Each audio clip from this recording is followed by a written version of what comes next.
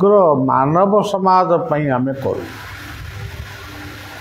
से हिंदू हुंतु मुसलमान हुंतु ख्रिस्टियान हुंतु बौद्ध जैन सिख जे भी हो समग्र मानव जाति पे करू ता सहित जीव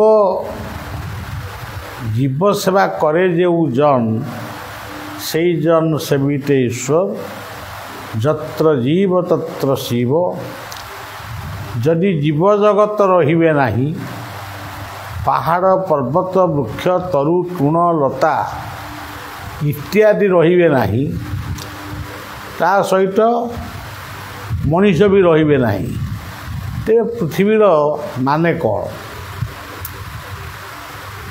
ये पृथ्वी को समस्ते आसी आकाश को कई आसी ना आकाश केवल आम देखुचु गोटे नीलवर्णर शून्यता ही आकाश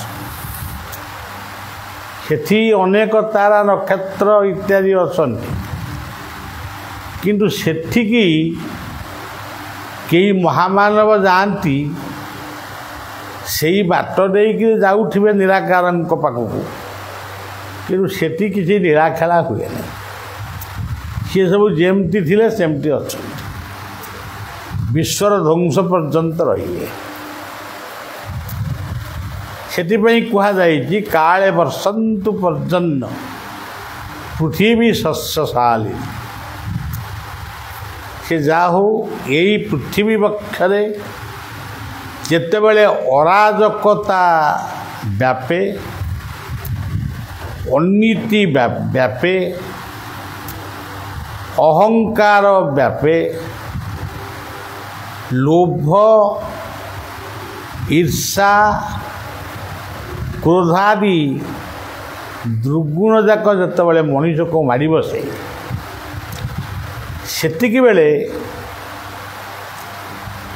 जीवेर निस्तार लागी नंदसुत हरि भुवने प्रकाश हन गुरु रूप धरी गु कहले गुण रु कहले रूप एमिति पृथ्वी रे गोटे रूप नाही जेउ रूपर गुण नाही एमिति कौनसी स्थान नाही से गुण विहीन बा रूप विहीन स्थान से गुरु को ही कहा जाए निर्गुण और अरूपंकर अवतार भगवान को आम सब डाकू झुंटी पड़े भगवान कहू कि जदि पचरा जीव भगवान को तुम देखिछ कि बोधे अनेक माने बहुत लोग कहे आम देखी ना शुणीछु बलिया गोटे संगीत लिखी देखी नहीं भगवान को देखी मु गुरुदेव मुहे तो भगवान को देखी पारि नहीं किंतु भगवान अच्छंती किंतु मु मोर गुरुदेव को देखी गुरु होउचंती कथा कुहा ठाकुर ठ कहले शून्य आ कहले आत्मा कु कहले पृथ्वी र कहले रस से आखिर लोतक ठारू वर्षा जल पर्यंत से होउचंती रस रस वैस ब्रह्म ये होउचंती ठाकुर ठाकुर माने आविर्भाव हुअन्ति केवल आम मानक मार्ग दर्शाइबा पाई तार अर्थ होउची मोटामोटी यही बाटरे जाओ यही बाटरे जाओ ना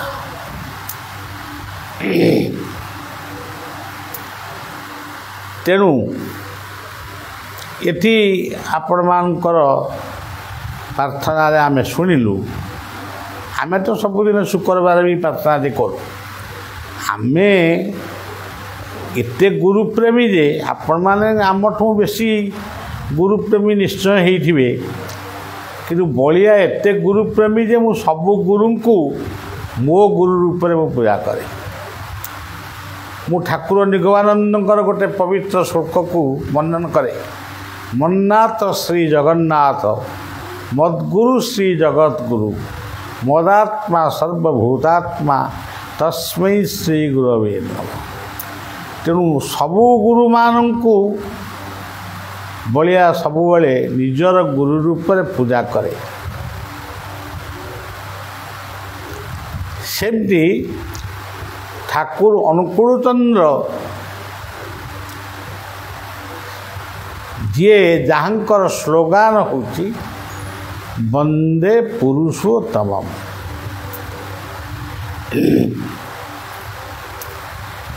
ଏଇ ପୁରୁଷୋତ୍ତମ ଶବ୍ଦଟି ଏକ ନମ୍ବରରେ କେଉଁଠି ଥିଲା? ଜଗନ୍ନାଥଙ୍କ କ୍ଷେତ୍ର ଥିଲା ପୁରୁଷୋତ୍ତମ କ୍ଷେତ୍ର। ସର୍ବରହସ୍ୟ ପୁରୁଷୋତ୍ତମସ୍ୟ ଦେବନ ଜାନାତି କୃତ ମନୁଷ୍ୟ। କ୍ଷେତ୍ରାଣାଂ ସର୍ବକ୍ଷେତ୍ରାଣାଂ ରାଧା ଶ୍ରୀ ପୁରୁଷୋତ୍ତମ ଦେବାନାଂ ସର୍ବଦେବାନାଂ ରାଧା ଶ୍ରୀ ପୁରୁଷୋତ୍ତମ। ତେଣୁ ଏଇ ପୁରୁଷୋତ୍ତମ ଶବ୍ଦ ଆପଣମାନେ ଜାଣିଥିବେ। ଠାକୁର ଅନୁକୂଳ ଚନ୍ଦ୍ର ସେ ପୁରୀ ଆସିଥିଲେ। ଏବେ ବି ତାଙ୍କର ସ୍ମୃତି ପୁରୀ ଶ୍ରୀକ୍ଷେତ୍ରରେ ଅଛି। ଆପଣମାନଙ୍କର ପ୍ରସାଦର ଖଳାକୁ ଆନନ୍ଦ ବଜାର ବୋଲି କୁହାଯାଏ। ଏ ଆନନ୍ଦ ବଜାର ଶବ୍ଦଟି ଶହ ଶହ ବର୍ଷ ପୂର୍ବରୁ ପୁରୀ ଶ୍ରୀକ୍ଷେତ୍ରରେ ହେଇଥିଲା। ତେଣୁ ଜଗନ୍ନାଥ ସଂସ୍କୃତି ସହିତ ଆମର ଶ୍ରୀମନ୍ଦିର ଇଏ ଶବ୍ଦଟି ହଜାର ହଜାର ବର୍ଷ ପୂର୍ବରୁ ପୁରୀର ଜଗନ୍ନାଥଙ୍କ ମନ୍ଦିରକୁ ଶ୍ରୀମନ୍ଦିର କୁହାଯାଉଥିଲା। ଏହିସବୁ ପବିତ୍ର ଶବ୍ଦକୁ ଠାକୁର ଅନୁକୂଳ ଚନ୍ଦ୍ର ଅନୁମୋଦିତ କଲେ। ଏଇଠି ଯେଉଁ ପ୍ରାର୍ଥନାଟି ଆପଣମାନେ ଗାଇଲେ, ଆମେ ତ ଗାଉ ଶୁକ୍ରବାର ଦିନ, ସବୁଦିନ ଗାଉ, କିନ୍ତୁ ଶୁକ୍ରବାର ଦିନ ପୁରା ପ୍ରାର୍ଥନାଟି ଗାଉ। ଆପଣମାନେ କହିବେ ଆପଣ ତ ଶିଷ୍ୟ ନୁହଁନ୍ତି, ଆପଣ କାହିଁ? ଶିଷ୍ୟ ଶବ୍ଦର ଅର୍ଥ ହେଉଛି ଯିଏ ଶାସିତ, ଯିଏ ସଂଯମିତ, ସିଏ ହେଉଛନ୍ତି ଶିଷ୍ୟ। ଆମେ ଶାସିତ ସଂଯମିତ ନ ହୋଇପାରୁ, କିନ୍ତୁ ଆମେ ଶରଣାଗତ। ଆମେ ଯେଉଁଠି ଭଲ କଥାଟିଏ ଶୁଣିବୁ ଆମେ ତାଙ୍କୁ ମାନିବୁ। ଏଇ ଯେଉଁ ଓଡ଼ିଶାର ପଞ୍ଚସଖାମାନେ ପ୍ରଥମ କହିଥିଲେ ଅଜପା ମନ୍ତ୍ର। ଅଜପା ଗୋଟେ ମନ୍ତ୍ର କେଉଁଠି ଅଛି? ଅଜପା ମନ୍ତ୍ର ପଞ୍ଚସଖା ମାନେ କହିଥିଲେ 500 ବର୍ଷ ପୂର୍ବରୁ। ଜପଟି କରିବୁ ମନରେ ଅଜପାକୁ ଜପିବୁ, ନାମକୁ କରିବୁ ଭଜନ ଅନାମକୁ ଯାଇ। ଏଇ ଜପ ଶବ୍ଦଟାକୁ ଠାକୁର ଅନୁକୂଳ ଚନ୍ଦ୍ର ତାଙ୍କ ପ୍ରାର୍ଥନାରେ ଆପଣମାନଙ୍କୁ, ଆମମାନଙ୍କୁ, ସମସ୍ତଙ୍କୁ ଦେଲେ, ମାନବ ସମାଜକୁ ଦେଲେ। ଏବଂ ତା ପୂର୍ବରୁ ସେ କହିଲେ ନାମ କରିଦେଲେ ଯେ ତୁମେ ମହାପୁରୁଷ ହେଇଯିବ, ସେ କଥାକୁ ସେ କହିଲେନି। ସେ କହିଲେ ଛାଡ଼ରେ ମନ କପଟ ଚାତୁରୀ। ଇଏ ଦୁଇଟା ଜିନିଷକୁ ନ ଛାଡ଼ିଲେ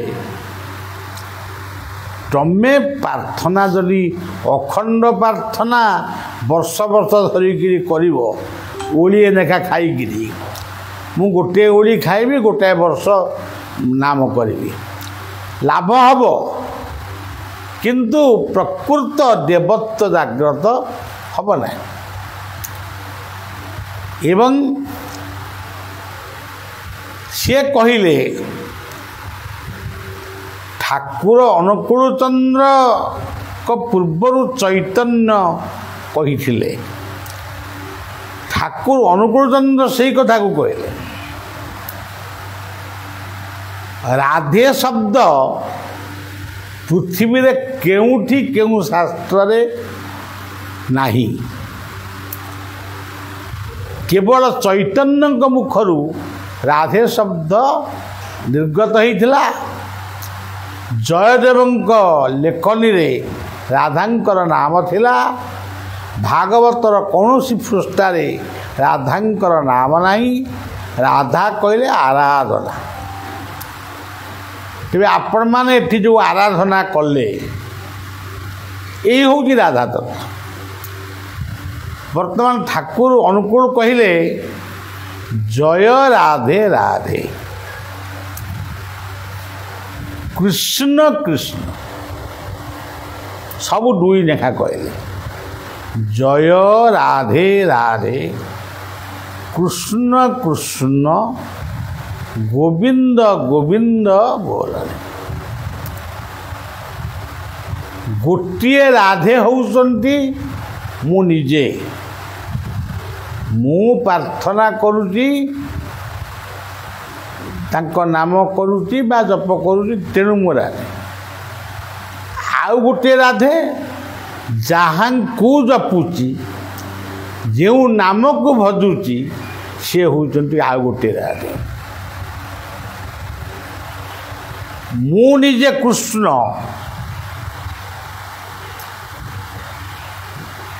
ମୋର ଆତ୍ମା ହିଁ କୃଷ୍ଣ, ମୋ ଶରୀର ନୁହେଁ।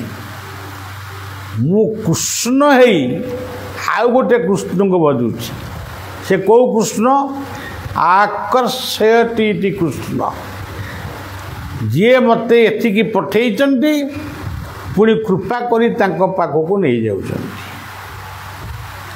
ଜୟ ରାଧେ ରାଧେ କୃଷ୍ଣ କୃଷ୍ଣ। ତାପରେ କହିଲେ ଗୋବିନ୍ଦ ଗୋବିନ୍ଦ।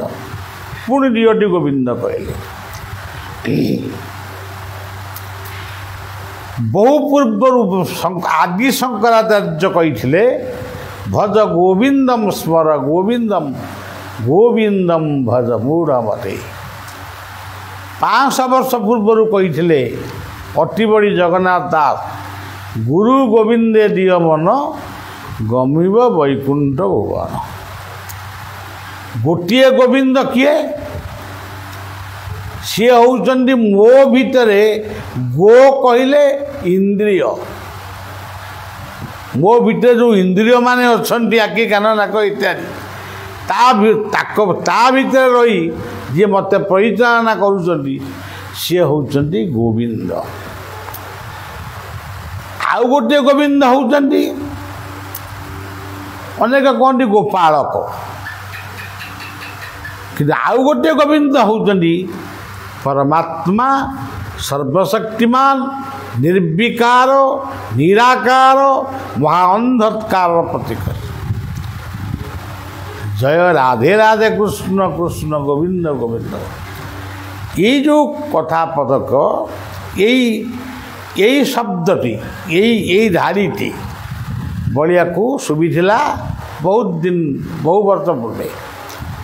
ଜୟ ରାଧେ ରାଧେ କୃଷ୍ଣ କୃଷ୍ଣ ଗୋବିନ୍ଦ ଗୋବିନ୍ଦ ବୋଲ। ଆଉ କିଛି ଦେଇନଥିଲେ। ଏଇ ମନ୍ତ୍ରଟି ମୋତେ ସ୍ୱପ୍ନରେ କିଏ କହିଥିଲେ? ମୁଁ ଭାବୁଛି ଅନୁକୂଳ କହିଥିଲେ। ତେଣୁ ସଜ୍ଜନ, ଆପଣଙ୍କର ପୁଣ୍ୟ ପୋଥିକୁ ତ ଆପଣମାନେ ବହୁତ ପଢ଼ିଛନ୍ତି, ମୁଖସ୍ଥ ବି କରିଥିବେ। ଆମେ ଏମିତି ଗୋଟେ ଅଡ଼ୁଆ ମଣିଷ ଯେ ଆମକୁ ସମୟ ବି ହେଉନି କିଛି ମୁଖସ୍ଥ କରିବା ପାଇଁ। ତଥାପି ପୂର୍ଣ୍ଣ ପୋଥିଟିକୁ ମୁଁ ପୁରା ପଢ଼ିଛି ବା ଟିକେ ଭାବିଛି। ଆଉ ସେତିକି ମଧ୍ୟ ଯଦି ଜଣେ ପାଳନ କରିବ, ପ୍ରକୃତରେ ପାଳନ କରିବ, ତାହେଲେ ସେ ଗୋଟେ ଭଲ ମଣିଷ ହେଇଯିବ। ଆଉ ମୁହଁରେ ମୁଁ କହିଦେବି ପୁଣ୍ୟପତ୍ରରେ ଲେଖା ହେଇଛି, ସେ ଅର୍ଥ ଯଶ ମାନ ପାଇବା ଆଶାରେ ଏମିତି ମୁଁ ବାଣୀ ଗୁଡ଼ିକ କହିଯିବି, ये कहा बाणी ना अनुकूल बाणी एमती बाणी तो समस्त कहते निगमानंद बाणी श्री माँ अरविंद बाणी बाया बाणी आउ समस्त कहते ये बाणी गुड़िक कौन बाणी बाणी माने गोटे महत्व कथा को बाणी बोली कह से बाणीटी आमे कहूचे ना प्रकृत करूचे जदि करूचे ताहले किंचित मात्र हो हमको फल मिल पूर्वे जो मोर मानस गुरु बाबा बाया कहले पूर्वे जेहू करी थाई स्वीकृत केशव कार्य लागे तार चेत आपण माने सत्संग करुचंती गुरु ग्रहण करिचंती यही जो भावनाटा आपण मानक भीतर सृष्टि एटा आपणकर पूर्वर स्वीकृत पूर्वे संचित पूर्व अर्जित कर्म फले जाची मु देउथाई बले पूर्वर स्वीकृत थिला बोली आज आपण माने गोटे सत्संग भितर प्रवेश करिसेंती किंतु गोटे कथा मत अड़ुआ मड़ुआ लगे बुढ़ी आनी जाल ठारू आउरी अड़ुआ लगे जे मु जने गुरुंकर शिष्य आउ जने गुरु को नमस्कार करी नहीं तांको बही पढ़ी नहीं तांको फोटो देखी नहीं तांको स्थान को जीवी नहीं ताहले कौन है तामाने जो ठाकुर कही सांप्रदायिक धर्म ना ठाकुर निगमानंद कही असांप्रदायिक भाव 5000 वर्ष पूर्व गीता कही मामेकं शरणं व्रज ये वेदांत कही एक शब्द विप्रा बहुधा वदंती आपण मैंने एमती अड़ुआ कहीं कर ये ठीक सी भूल ये ठीक तुमको जोटा ठीक लगुच तुम पढ़ कि आउ जने जहाँ पढ़ुची ताकू अंगुली देखापी तुम्हें किए कम तुम्हें निजे चाटशाली रे पढ़ुच कौ जाके पढ़ीच यूपी कि एलपी कि यूपी कि मैट्रिक पढ़ीच तो निजे जानिना किंतु अन्य को कहूच ये बाक्चातुरी किछि नहीं जीवर गति अनुभव उद्धवे कहले मार देखु अगोटे अक्षर अनंत नामे अंत नाही अण अक्षर जार रही आपण माने जो क्षेत्र में वर्तमान बसी से अनंतर क्षेत्र आपण कहे अटा सीना होगला नौटा ताले कौन हम नित्यानंद नामर जी नामर प्रचारक सी हूँ प्रथम लोक होती नित्यानंद नित्य आनंद नित्यानंद एवं भी गाँ गहली ता माने जानी ना कि भजन निताई गुरु कहते आउ न कु कहले पृथ्वी पृथ्वी भीतर कौ जिनटा तुम्हें जहाँ को निंदा करुच से पृथ्वी रे अछंती जहाँ को प्रशंसा करुच से पृथ्वी रे अछंती जहाँ को पूजा करुच से पृथ्वी रे अछंती एमिति भी लोक अछंती गोईठा भी मारुचंती से पृथ्वी लोक तमें गो हत्या करुच आम गो पूजा करुच से पृथ्वीर कथा तेणु गोटे महापुरुषंकर आविर्भाव तांकर दिग्दर्शन रे समग्र पृथ्वी शांत हुए स्वस्ति पदाब्ध परिपालय आउ कहले लक्ष्य तुम जीवन लक्ष्य कौन पाटी जोरे ଆଉ ତୁମେ ଲୟ ରଖିଛ କେଉଁଠି କି? ପାଦ ପଦ୍ମେ ଅଚ୍ୟୁତ କହିଲେ ପାଦମୟ ତୁମେ ଯେବେ କୃପା କରିବ ମୋତେ ଥିବ ଆବରି କୃତାନ୍ତକ କେଶ କରିବ ବୋଧ ସଡ଼ଇ। ତେବେ ମୋର ସବୁବେଳେ ଦରକାର କଥା କୁହା ଠାକୁର ଯେଉଁମାନେ ପୃଥିବୀକି ଆସିଛନ୍ତି ସେ ଯଦିଓ ଦେହ ତ୍ୟାଗ କରିଛନ୍ତି ବା ଅଲକ୍ଷ୍ୟକୁ ଚାଲି ଯାଇଛନ୍ତି ତଥାପି ତାଙ୍କର ବାଣୀ ତାଙ୍କର ଆଦେଶକୁ ଆମେ ଶୁଣିବା ନ ମାନିବା ନାହିଁ କିନ୍ତୁ ଆମେ ମାନିବାନି ନ ମାନିବା ନାହିଁ କିନ୍ତୁ ଶୁଣିବାର ଅସୁବିଧାଟା କ'ଣ? ସୋତା ବକତା ରେ ପତାରି ଇଏ ତିନି ଜଣ ଜାଣନ୍ତି। ଆଜିର ସମାଜରେ ସେଇ କଥାକୁ ମୁଁ ଦେଖିପାରେ ନାହିଁ ସେଥିପାଇଁ ମୋତେ ଭଲ ଲାଗନ୍ତି ନାହିଁ ମୋତେ ମୋର କିଛି ଆକର୍ଷଣ ଆସେ ନାହିଁ। ମୁଁ କହିଲି ନାଇଁରେ ବାବା ସେଗୁଡ଼ାକ ହେବନି ଆଙ୍କ ପାଖରେ ବସିଲେ ଆମ ଭିତରେ ବି ସଂକୀର୍ଣ୍ଣତା ପ୍ରବେଶ କରିବ। ସେଥିପାଇଁ ଏଇ ଆପଣ ଦେଖିବେ ଦକ୍ଷିଣ ଦ୍ୱାରରେ ସବୁ ଗୁରୁମାନଙ୍କର ଫଟୋଚିତ୍ରକୁ ମୋ କୋଳରେ ବସେଇ ଗୁରୁ ପୂଜା କରି ସେ ଫଟୋ ଉଠେଇ ତାଙ୍କୁ ଆମେ ରଖିଦେଇଛୁ। ମୋତେ ଯେମିତି ଲାଗେ ସମସ୍ତେ ମୋର ଗୁରୁ ସମସ୍ତେ ମୋ କୋଳରେ ତାଙ୍କ ଫଟୋ ରହିଛି କିନ୍ତୁ ଇଏ ସେବକ ଝାଡ଼ୁଦାର ଭଳିଆ ତାଙ୍କ କୋଳରେ ବସିଛି। ଈଶାବାସ୍ୟମ୍ ଆଉ ବିଶେଷ କିଛି କହୁନେଇ। ଯେଉଁମାନେ ଆସିଛ ପିଲାମାନେ ବାବୁମାନେ ତୁମମାନେ ବହୁତ ଜାଣିଥିବ। ମୁଁ ତ ଯାଇଥିଲି ଟିକେ ବୈଦ୍ୟନାଥ କ'ଣ କହୁନାଥ କ'ଣ ତାକୁ କୁହନ୍ତି ଏଇ ଦେଓଘରରେ ଗୋଟେ ଇଏ ଶିବ ଅଛନ୍ତି ବୈଦ୍ୟନାଥ କିନ୍ତୁ ମୁଁ ବୈଦ୍ୟନାଥ ଗଲିନି। ମୋତେ ଭାରି ନିଦ ମାଇଲା ମୁଁ ଖଟ ଉପରେ ଶୋଇଲି। ରାତି ଯାକ ଶୋଇନଥିଲି ଶୋଇଗଲି ଆଉ ଉଠିଲି ସିଧା ଗଲି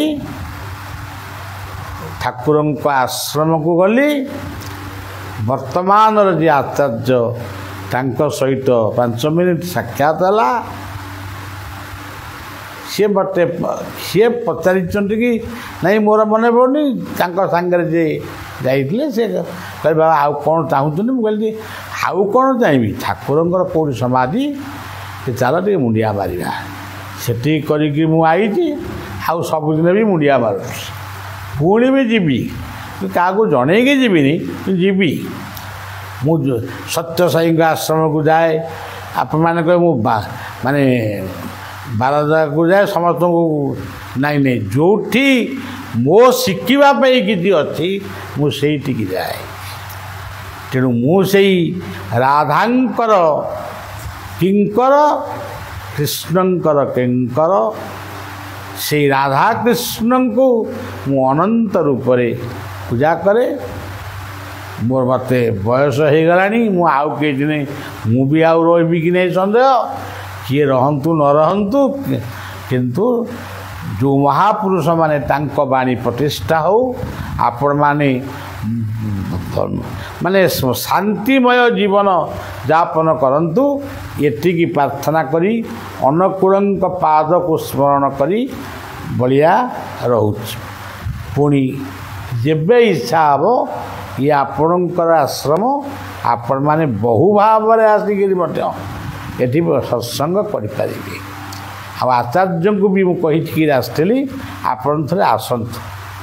ସେ ବି କହିଥିଲେ ମୁଁ ଯିବି ଚେଷ୍ଟା କରିବା ଦିନେ ତାଙ୍କୁ ଆଣିବା ପାଇଁ।